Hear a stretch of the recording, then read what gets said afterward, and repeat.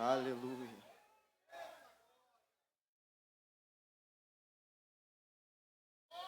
Glória a Deus.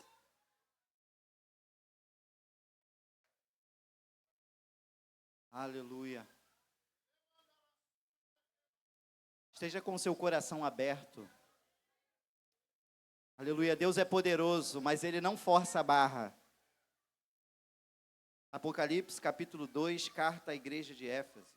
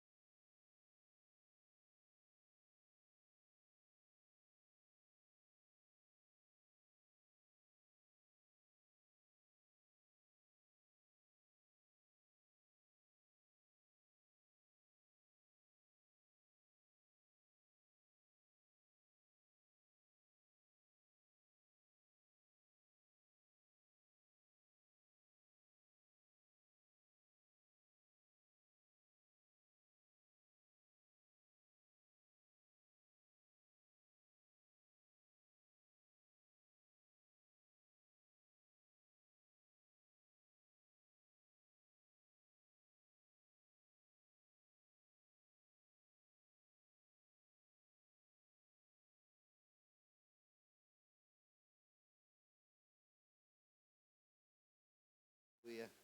Glória a Deus. Nossos corações estejam abertos para receber tudo aquilo que o Senhor tem para falar conosco.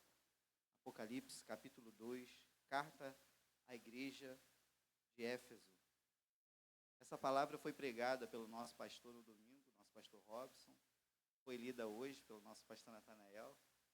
Eu acho tudo isso muito maravilhoso, né? Algo Deus quer nos transmitir através dessa palavra. Eu espero que o Senhor possa me usar. Diz assim a palavra do Senhor.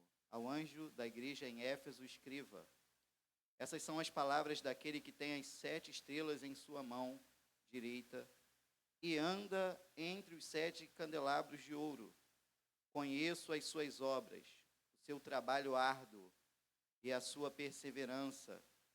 Sei que você não pode tolerar homens maus, que, pois, aprova os que dizem ser apóstolos, mas não são, e descobriu que eles eram impostores. Você tem perseverado e suportado sofrimentos por causa do meu nome, e não tem desfalecido. Contra você, porém, tenho isto: você abandonou o seu primeiro amor. Lembre-se de onde caiu, arrependa-se e pratique as obras que praticava no princípio. Se não se arrepender, virei a você e tirarei o seu candelabro do lugar dele. Amém, irmãos? Podem sentar. Meus irmãos, tentar ser o mais breve possível. Nós temos sido abençoados aqui desde o início dessa campanha. Creio que o Senhor, Ele tem colocado isso no coração dos nossos pastores para nos trazer um alerta sobre essa questão do renovar, né? Sobre nós nos renovarmos na presença dEle. O tema que foi escolhido no livro de Lamentações, no capítulo 5, em todo aquele capítulo, na verdade em todo o livro de Lamentações e na história daquele período onde foi escrito, né, as Lamentações de Jeremias, nós temos ali a descrição do caos instalado em Judá e principalmente na cidade de Jerusalém, por conta da invasão, por conta de todo o sofrimento que o povo passou. E ali, nos lamentos de Jeremias, está ali a descrição de algumas situações.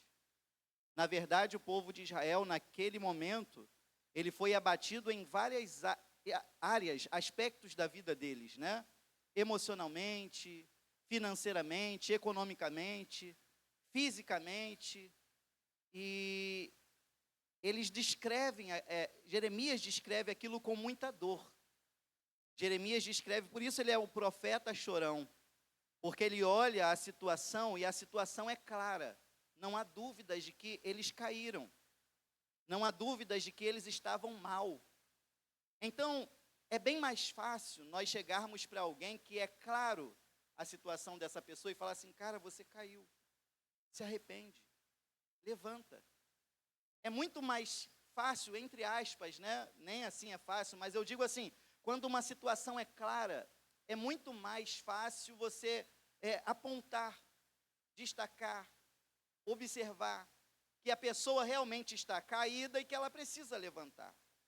Então, a situação de Jerusalém e de Judá, naquele momento da história, estava clara. Então, nós temos a proposta da nossa campanha de nos fazer voltar, porque termina dizendo assim, Senhor, nos faz voltar para Ti e voltaremos. Renova os nossos dias como antes. Está claramente falando de alguém que caiu, e está agora sob o domínio do inimigo, está sem forças para levantar e sabe que somente pela força de Deus pode voltar. Somente pela força do Senhor pode voltar ao que era antes, né? São pessoas, né, dentro dessa aplicação, que a gente olha a maneira como vivem hoje, e são pessoas que vivem e está bem claro que caíram na fé, caíram na sua caminhada cristã, o caos foi instalado nas suas vidas e precisam urgentemente voltar. Só que quando nós vamos falar da igreja dos Efésios, é uma situação diferente. É uma situação diferente porque quando nós olhamos para aquela igreja, a carta escrita por João, apóstolo, é bom destacarmos isso também, que as cartas de Paulo são bem diferentes das cartas de Jesus. As cartas de Paulo, nem todas ele escreveu, mas alguém, enquanto ele ditava, escrevia para ele, ele assinava no final. Eram cartas de Paulo, de acordo com a necessidade da igreja, cartas doutrinárias, cartas pastorais. Paulo, ele queria instruir a igreja dentro das sagradas escrituras, e ele usava aquelas cartas, era inspirado pelo Espírito Santo, claro, e eram cartas de Paulo à igreja de Éfeso, cartas de Paulo à igreja dos Gálatas, cartas de Paulo à igreja dos Filipenses, e por aí vai, cartas de Paulo. Agora, quando nós chegamos no Apocalipse, são cartas de Jesus Cristo às igrejas da Ásia. Não eram agora Paulo ditando para alguém que escrevia para ele. Era o próprio Jesus ditando para João escrever para ele, para destinar aquelas igrejas. Então, por que há uma diferença entre as cartas de Paulo e as cartas que João escreveu para as igrejas da Ásia? As cartas de Paulo eram de acordo com uma necessidade clara e aparente da igreja, para instruir a igreja, eram doutrinárias. Agora, as cartas de João são revelações. São coisas que Deus vai tratar no profundo, no íntimo de cada uma daquelas igrejas, e principalmente às lideranças daquelas igrejas, aos anjos que estão na liderança daquela igreja. Então, João, ele começa escrevendo a carta à igreja de Éfeso, e ele começa dizendo assim, eu conheço as tuas obras. E ele vai destacar alguns pontos positivos na igreja de Éfeso. Ele destaca que aquela igreja trabalha arduamente, segundo a versão da NVI, não apenas trabalha arduamente. Olha, irmão, para mim isso é um ponto muito positivo. Trabalhar arduamente. Eu conheço a tua perseverança, em outras versões, a tua paciência. Trabalha muito, persevera, não tolera homens maus. Eles não toleravam homens fraudulentos, homens que assumiam posições de liderança, mas na verdade não eram líderes. Aquela igreja de Éfeso, ela tinha uma marca nela. Primeiro que ela foi fundada pelo apóstolo Paulo, o grande doutrinador, né, da igreja nos seus primeiros dias. Deus usou o apóstolo Paulo para trazer e firmar a doutrina da igreja nos primeiros dias dela. Então o apóstolo Paulo funda a igreja, deixa naquela igreja Áquila e Priscila, né? Áquila e Priscila. Depois, o apóstolo Paulo ainda passa um tempo lá. Depois Timóteo se torna pastor daquela igreja. E por fim o próprio apóstolo João se torna pastor daquela igreja. Agora, irmão, cá para nós, você não gostaria de fazer parte de uma igreja que foi fundada pelo apóstolo Paulo, pastoreada por Timóteo, depois pastoreada pelo próprio João, apóstolo? Há quem diga que Maria, a mãe de Jesus, estava ali naquela igreja. Há quem diga que a Maria, mãe de Jesus, participou daquela igreja. Agora, você não gostaria de fazer parte daquela igreja? Quem não gostaria? Então, certamente, aquela igreja foi fundada numa base teológica, doutrinária, muito forte, muito sólida, muito pura. E não é de se admirar que homens fraudulentos quiseram adentrar aquela igreja e foram provados pelos líderes de lá e foram reprovados. Não foram aceitos. Era uma igreja que não aceitava heresias, era uma igreja que não aceitava uma liderança que pisasse fora do quadrado do evangelho. Isso é um ponto muito positivo. Aquela igreja, diz aqui o texto, suportava sofrimentos pelo nome de Jesus. Eu sei o quanto você sofre pelo meu nome, diz a carta. O quanto você não desfalece. Em outras versões, não cansa. Irmão, não desfalecer e não cansar é sinônimo, sabe de quê? Constância. Se nós formos destacar os pontos fortes da igreja de Éfeso, e você fosse lá naquela igreja, visitar ela, eu quero congregar aqui. Eu quero congregar aqui nesse lugar. A história da igreja, a teologia, o que é ensinado na igreja, as lideranças, não é tolerado um líder que pisa fora do quadrado do evangelho. É uma igreja que trabalha arduamente, não desfalece, é constante. Você vai lá, no começo do ano, eles estão numa pegada. Você vai lá no final do ano, eles estão numa pegada. Aí você vai lá ano que vem, eles estão na pegada. É constante. Então, quando você adentra aquela igreja de Éfeso, você não consegue ver nada que vai condenar aquela igreja. Nada que venha chamar atenção para uma crítica. Nada para que nós possamos apontar. Só que enquanto ninguém pode ver às claras que há uma falha, há um erro naquela igreja. Por isso uma carta do próprio Jesus. Porque eu não poderia escrever para aquela igreja, eu não teria condições, o que eu ia falar para ela? Como que eu iria chamar a atenção de uma igreja como essa? Mas aí, Jesus, irmãos, é como está descrito no próprio livro de Apocalipse. Eu sou aquele que tem os olhos como chamas de fogo. Eu posso ver o que ninguém vê. E ainda que eu tenha muitos pontos positivos, o Senhor, Ele contempla aquilo que é negativo em mim. E se nós olhamos para Éfeso, nós poderíamos dizer assim, Éfeso não tem por que voltar. Não tem para onde voltar, essa igreja é uma bênção. Mas aí o Senhor fala assim, eu tenho contra ti uma só coisa. Você deixou o seu primeiro amor, você caiu. Você caiu. Arrependa-se e volte. Porque se você não se arrepender, eu não virei a seu favor, eu virei contra você. Talvez alguém poderia dizer assim, mas Senhor, diante de tantos pontos positivos, o Senhor não pode relevar nessa parte? Poxa, olha quanta coisa. Não, eu não posso relevar. Qual é o grande mandamento? ama o Senhor teu Deus sobre todas as coisas, com toda a tua força, com todo o teu entendimento, com toda a força do teu pensamento.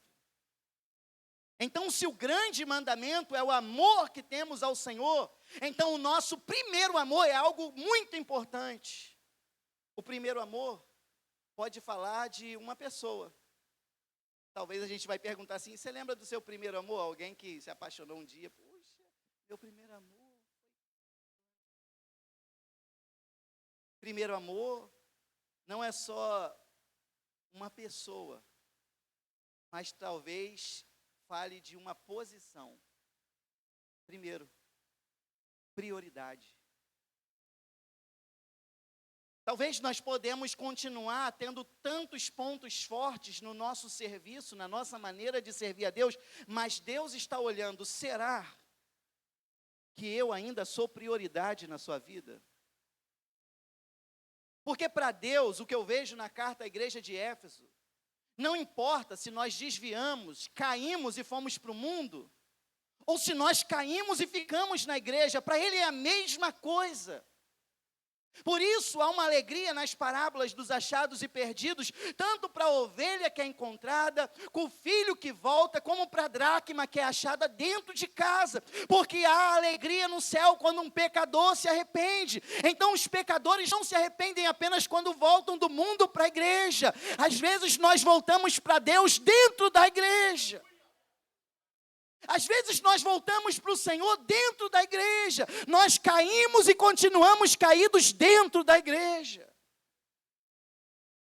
E quando o Senhor escreve a Éfeso, isso não é uma carta apenas de chamar a atenção, é uma declaração de amor de alguém assim, Éfeso, você mudou, mas eu não mudei, o meu amor não mudou, eu ainda desejo ter você como meu primeiro amor.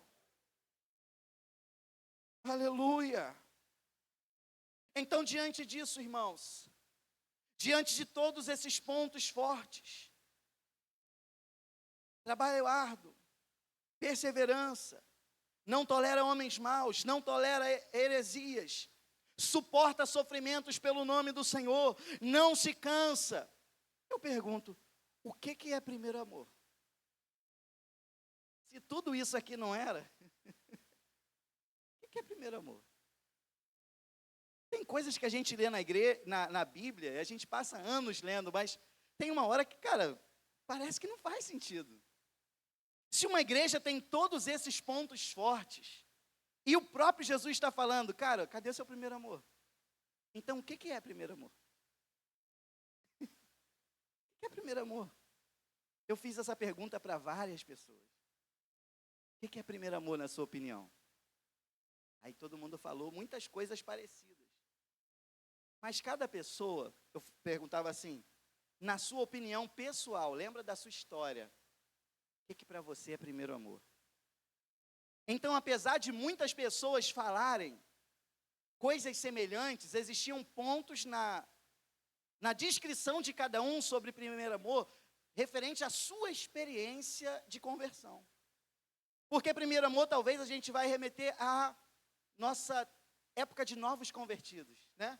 Nos convertemos, e quando você vê um novo convertido, é o primeiro amor. Claro. Ele não tem muito conhecimento, mas é primeiro amor. A pessoa que está vivendo o primeiro amor é como uma pessoa apaixonada. E quando a gente está dando curso aqui para casais, a gente fala muito mal da paixão. A gente fala do óculos escuros da paixão. Que a gente não consegue ver os defeitos. O cara está apaixonado, aí o pai fala, a mãe fala, o amigo fala, cara, sai dessa, é furada. Não, é lindo, maravilhoso. É a pessoa da minha vida. Sai dessa, é infantil, é egoísta, não é para você. Olha lá, fulano não deu certo. Fulano não deu certo, mas não era o mesmo que a gente. O nosso amor é mais forte do que tudo. O apaixonado, ele não vê problema. E o novo convertido, ele não tem críticas para o pastor, para a liderança. Ele não reclama da hora do culto. O novo convertido, Ele quer estar em todas. E se tem um dia de folga, caramba, não tem nada hoje. Pô, essa igreja está muito parada. Ele posta tudo, posta versículo, posta foto com a Bíblia. Ele compartilha as programações da igreja. O novo convertido, ele chama os amigos. E aí você vai, manda e insiste. O novo convertido está apaixonado. Então muitos falaram que o primeiro amor é esse tempo onde nós não conseguimos ver problemas na igreja. Nós só conseguimos olhar para Ele. E é por Ele que nós viemos, é por Ele que nós fazemos, é sempre com alegria, e as coisas sempre estão acontecendo da mesma forma, mas o novo convertido, ele não tem olhos para isso. A outra coisa que me falaram, que eu achei muito legal, foi até minha esposa que falou, é o sentimento de pureza. Porque quando nós somos novos convertidos, nós somos como recém-nascidos na fé. Então, por mais que a gente já seja velho, cascudo, tenhamos alguma coisa nesse mundo, tenhamos algum dinheiro, tenhamos algum status, quando nós nos convertemos e nos tornamos recém-nascidos na fé, nós nos tornamos completamente dependentes de Deus. Nós abrimos mão da nossa glória, da nossa vaidade, do nosso orgulho, nós abrimos mão do nosso próprio nome e colocamos o nome de Jesus sobre tudo. Completamente dependentes de Jesus. Então isso é alguns pontos do novo convertido, do que pode ser o primeiro amor, mas cada pessoa pode descrever como foi na sua experiência de conversão. Pare para refletir. Não sei quanto tempo você tem de igreja, mas pare para refletir como era e como é hoje. Porque a mensagem que eu quero trazer é uma mensagem para realmente refletirmos como éramos e como somos hoje. É bem verdade que algumas pessoas não podem sentir falta do que não tiveram. Algumas pessoas não vão sentir falta do lugar que nunca estiveram, ou do que nunca possuíram. É como pessoas que entraram na igreja, mas não viveram a experiência da transformação. Então não tem como sentir saudade do primeiro amor, porque nunca tiveram. Nunca tiveram essa experiência, sabe, de receber o derramar do Espírito Santo, sabe, de buscar intensamente. Não, entraram na igreja e se tornaram religiosos desde o início e até hoje. Os seus corações não queimam, não sente aquele ardor, não sente o impulso que vem do Espírito Santo, não participaram e não participam disso, então talvez não vão sentir saudade disso. Mas eu queria chamar a nossa atenção para que refletíssemos como era e como é hoje. O que mudou? É claro que nós não queremos voltar para ser aquela criança. Porque por mais que tivéssemos aquele sentimento no início da nossa caminhada, nós também tínhamos um monte de carrapicho. Novo convertido, ele é empolgadão.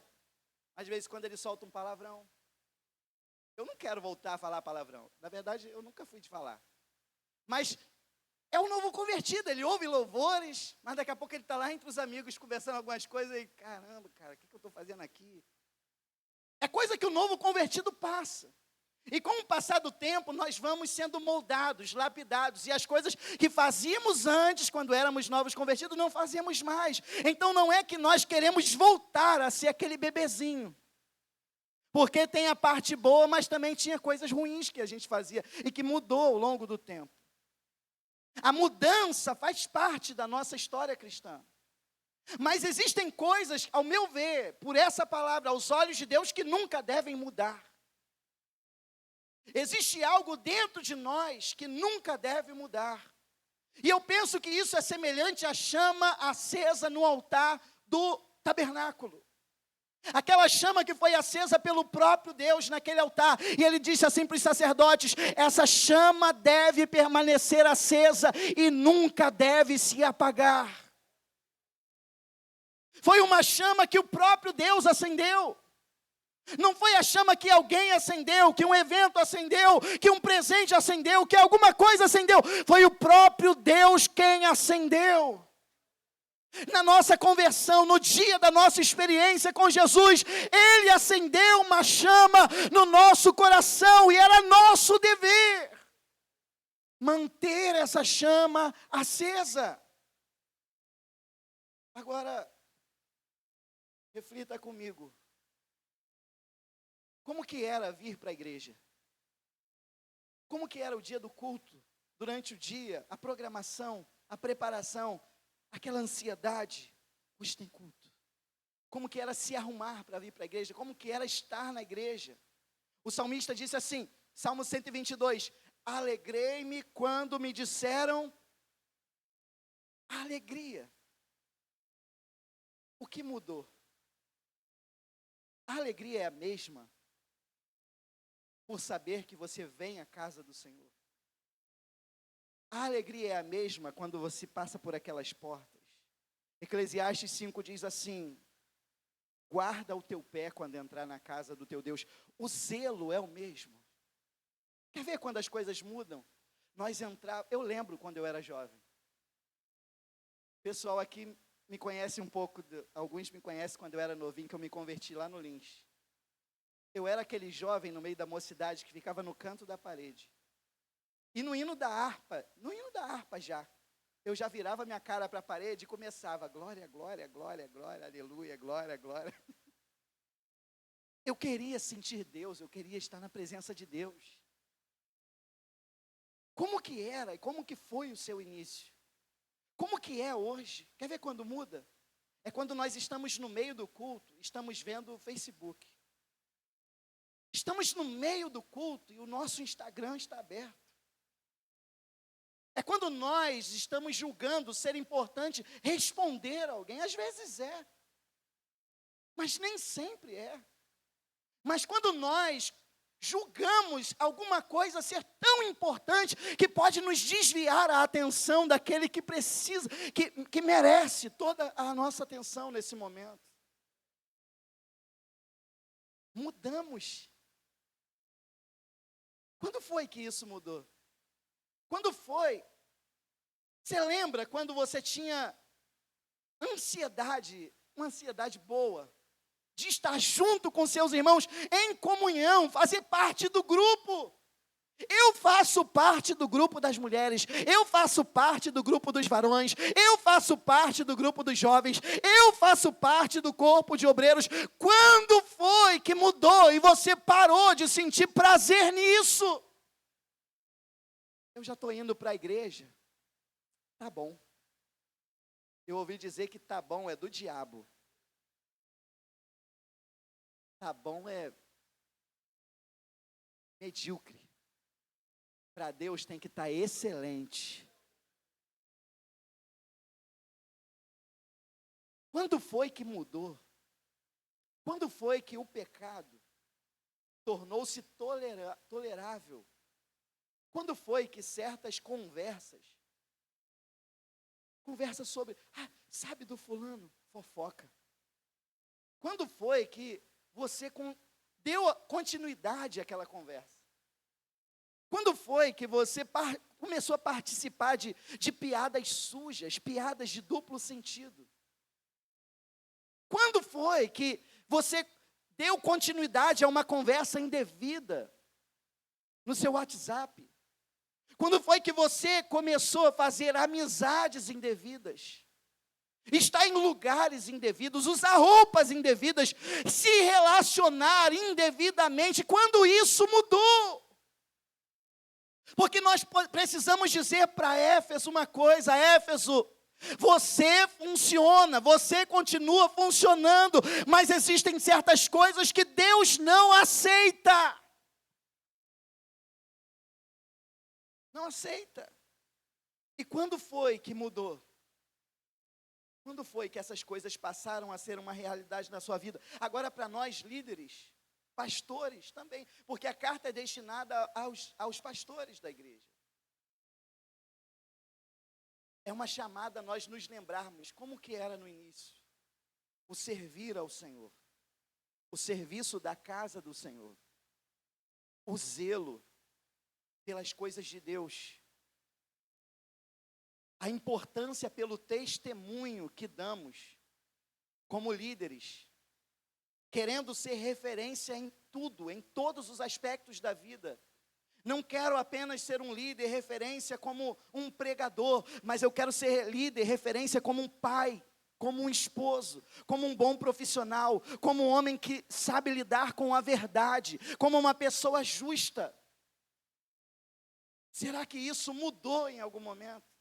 Porque Deus está falando à igreja de Éfeso: vocês não toleram homens que se dizem e não são. Vocês odeiam as obras dos nicolaítas. Eu também odeio. Vocês odeiam o que eu odeio e precisam amar o que eu amo. Isso é um líder. Mas e quando nós, como líderes, isso serve ministério de louvor, teatro, dança, quando nós começamos a tolerar pessoas por causa de suas influências, porque do ganho que elas podem trazer, talvez economicamente, ou com a presença delas. Isso é uma reflexão para todos nós. Isso aqui é uma palavra que abrange a todos, que alcança a todos.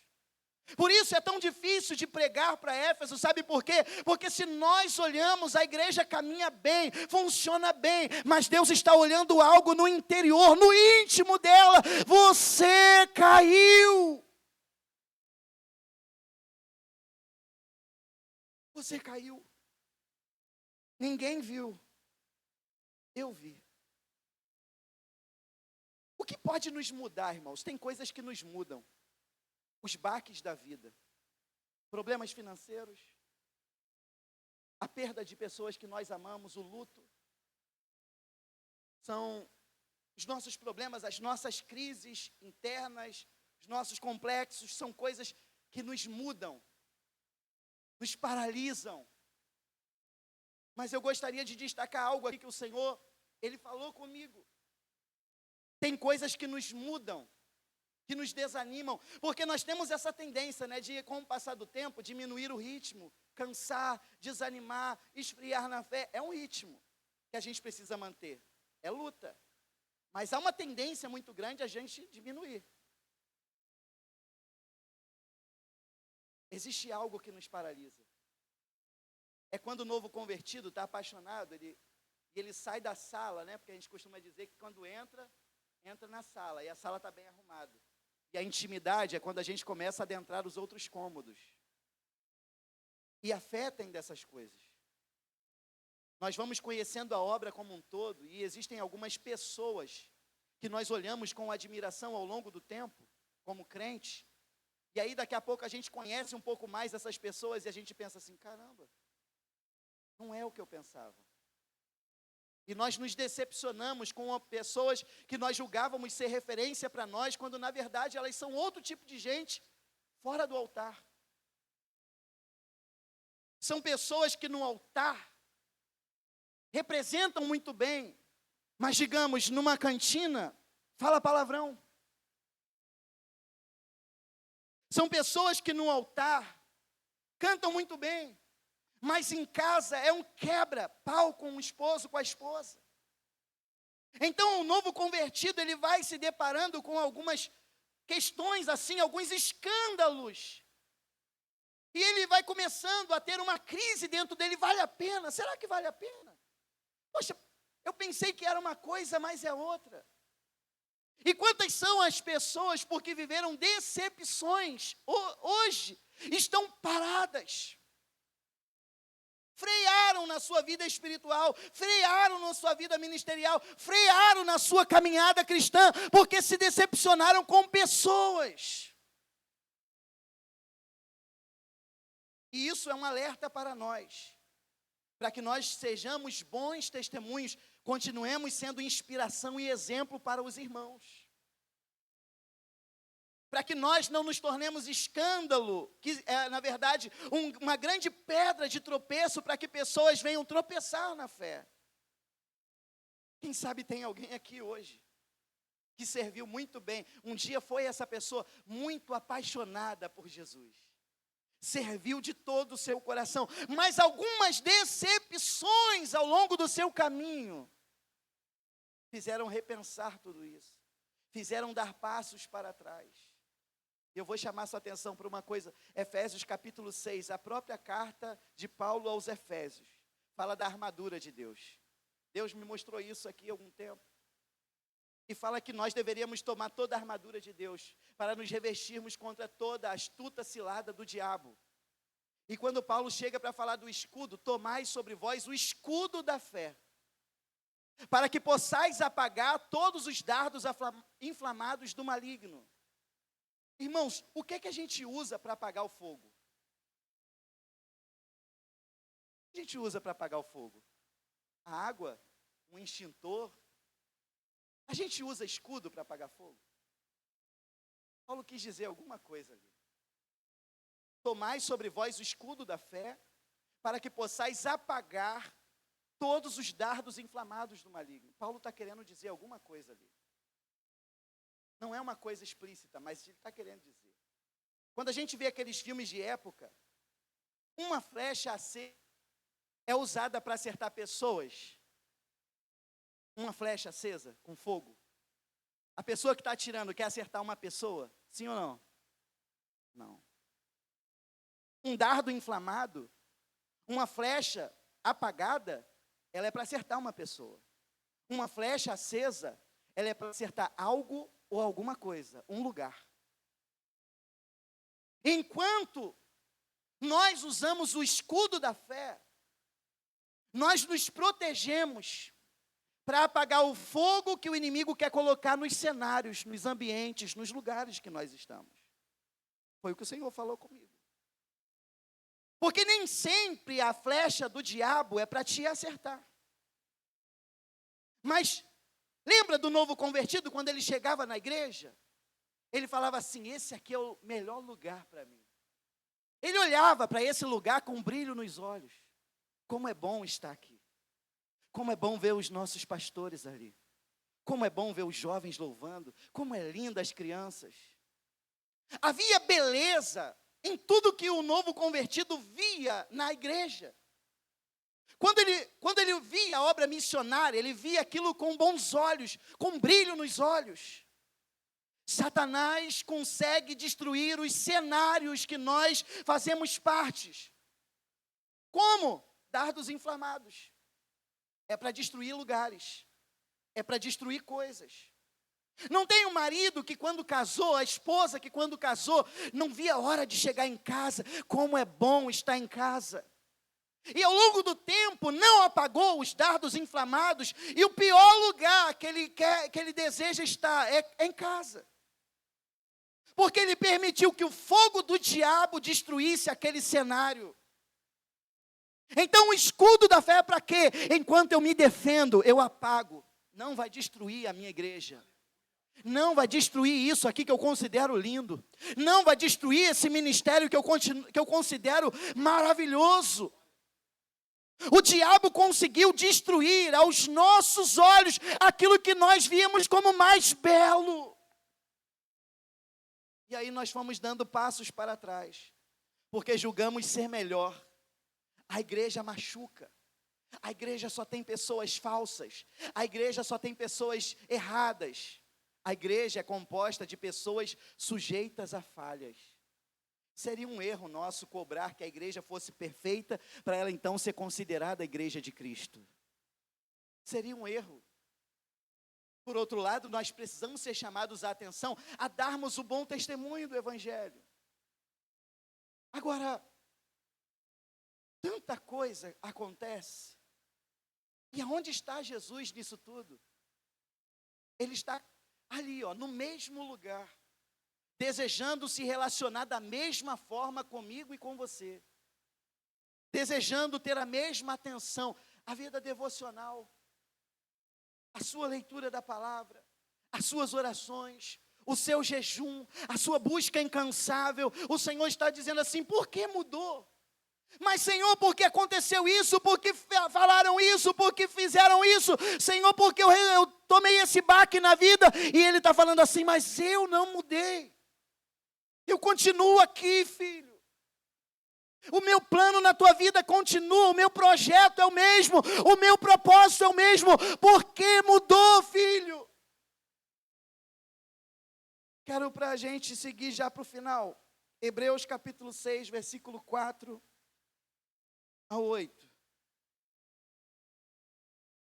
Hebreus 6, 4 a 8.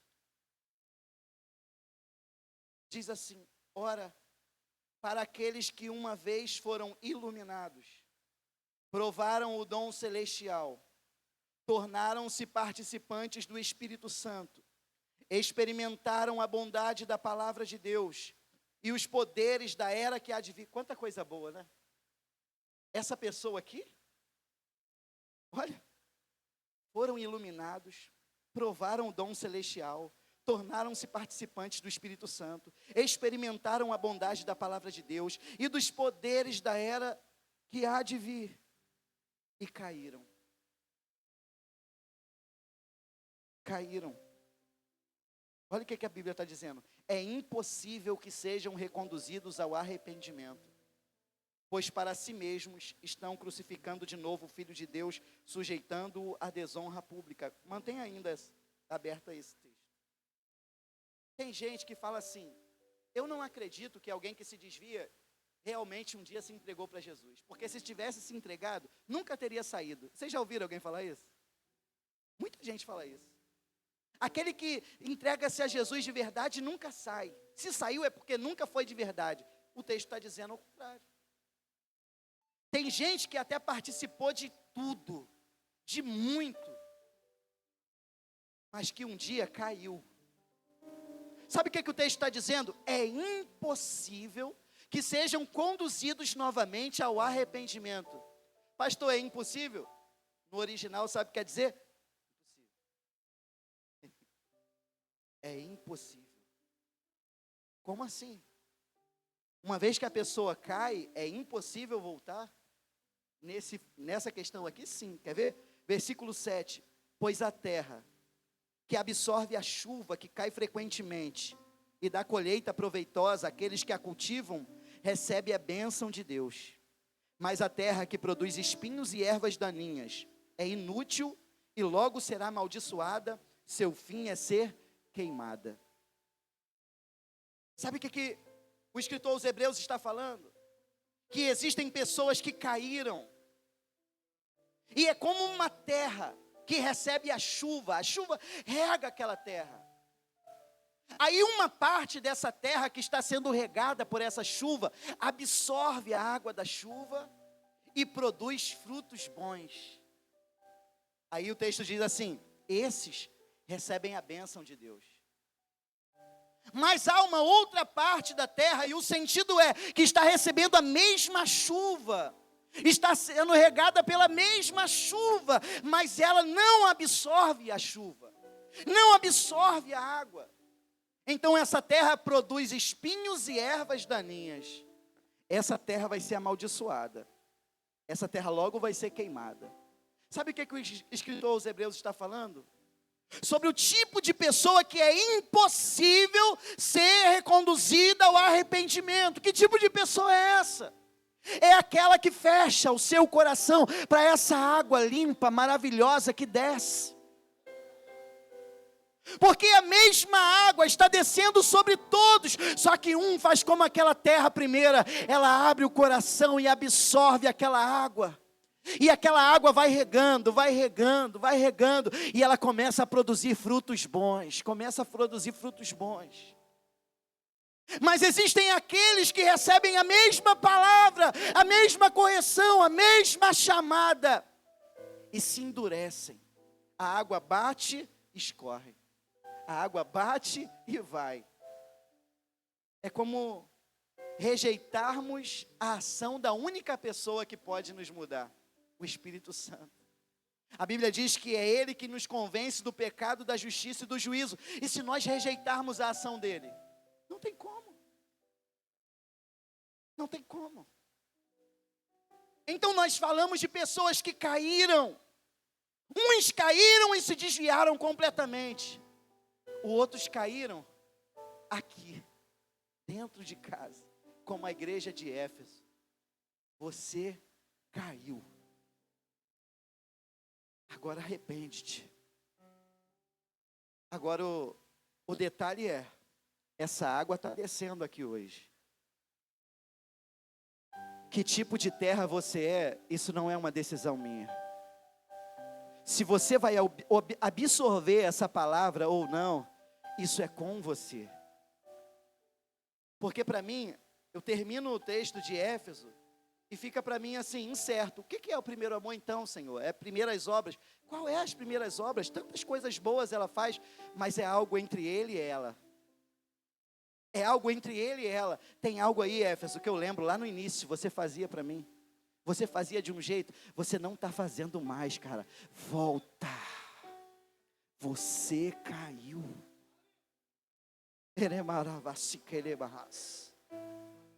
Por isso é importante hoje essa reflexão. Quando foi que mudou? Quando foi que deixou de ser o mesmo? Quando foi que as coisas mudaram? Você perdeu sua identidade no meio do caminho, você se tornou outra pessoa. Aleluia. Mas hoje o Senhor quer trazer você de volta. Volta, Éfeso, volta ao teu primeiro amor. Aleluia. Vamos ficar de pé, irmãos. Terminando. Tem um corinho que diz assim: Senhor, formoso é sua face, eu quero ver, pois quando estás neste lugar, tua graça invade-me. Acende a chama, ó Pai, que uma vez brilhou. Vem limpar, brilhar, resplandecer o meu primeiro amor. Acende, acende a chama, ó Pai, que uma vez brilhou. Vem limpar, brilhar, resplandecer o meu primeiro amor. Eu quero rapidamente aqui fazer um apelo a você. Quem sabe é você que está aqui. E Deus trouxe uma carta de amor para você. Ei, Éfeso, não desisti de você. Eu vi ao longo da tua história, você mudou. Você que cresceu na igreja, foi criado no caminho do Senhor. Num ponto da tua história você desviou, você caiu. Mas eu não me esqueci do plano que eu tenho na tua vida. Não me esqueci do propósito que eu tenho na tua vida. Eu quero fazer um convite a você. Quem sabe é você que sabe assim, pastor, eu mudei, pastor. Eu sou essa igreja aí de Éfeso, mas eu quero voltar a queimar por Jesus. Se é você, tome uma decisão hoje.